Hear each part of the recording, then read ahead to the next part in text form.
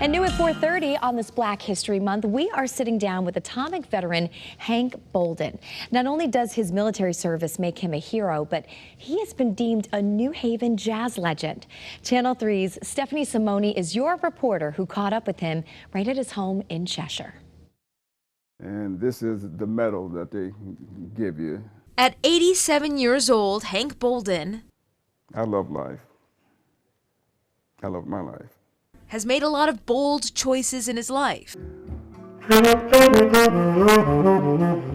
He fought to complete his music degree at 86 years old at the University of Hartford's Hart School. Music, it just happened for me, It was part of my blood, And 70 years before that, he joined the Army at just 16. Forged my birth certificate to say that I was 17, joined the Army, not even aware of the fact that there was a war going on in Korea, So who wants to join the Army during the time of war and go to war? But a choice he did not make was his assignment in the Army. I did not know that what they were going to do was drop an atomic bomb. I did not know that. No one knew that. They don't tell you that. Operation Teapot. Bolden is an atomic veteran. The results of the surface blast program on the Met shot turned out to be largely as expected. Meaning he was exposed to radiation from nuclear bomb testing. The symbol of nuclear power rose over the mountains of Nevada. Operation Teapot was a series of explosions done in Nevada back in 1955. They wanted to know how troops would perform in a nuclear warfare. And when those bombs went off? You're just in a trench and the action starts, and you're there with a rifle against an atomic bomb. What are you going to do with a rifle against an atomic bomb, When you put your arm over your eyes or your hands, you become like an X-ray machine. You actually see the bones in your hand. You actually see that.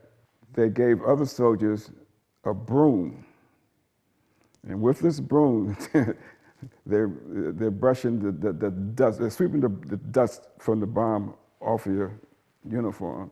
The Army was segregated until 1949, and racism ran rampant in the ranks. When you say something that I didn't like, racially, there's the fight. That's why he thinks he was chosen. I was kind of rebellious in the Army, so I was one of those that, of course, they would do anything to get rid of me. Atomic veterans were sworn to secrecy. They were threatened with a $10,000 fine or face prison time. Hank didn't even tell his family for 60 years. I was constantly getting a pain in my left arm. Exposure to ionized radiation can cause cancer too, and in the early 90s came Hank's diagnosis. And from that day, that was in 90 and 91, I was given 3.5 to 4 years to live. So by 1995, I was supposed to have been a statistic.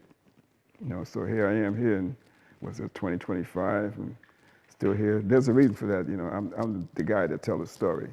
Telling his story. Sharing his music. And bestowing words of wisdom. Remember what he said earlier? I love life. I love my life.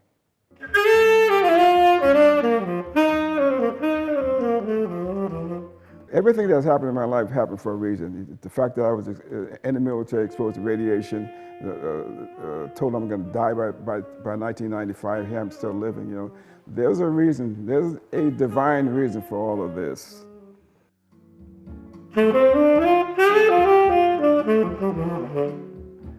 Wow, what a story. We are so grateful that he is here to tell his story. And that was your reporter, Stephanie Simoni, reporting. Now, we reached out to the National Association of Atomic Veterans, and they estimate about 50,000 of these veterans, like Hank, are still alive across the country. They also stress that money is on the line for them. The Radiation Exposure Compensation Act, also known as RECA, expired. So they are hoping that federal lawmakers will once again authorize money to help people who became sick from nuclear tests.